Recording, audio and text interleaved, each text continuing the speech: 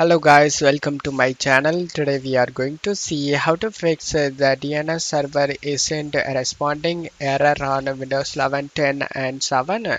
Let's fix it guys. You just need to go to search menu and type view network connection.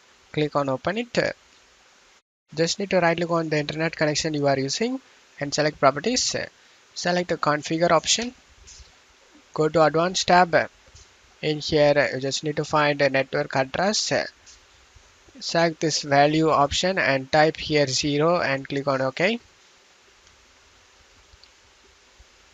Again right click on the internet you are using and select properties. Select internet protocol version 4 and select properties. Select use the following DNS server addresses and type here 8888. In alternative DNS server type 8844 and check this box validate settings upon exit.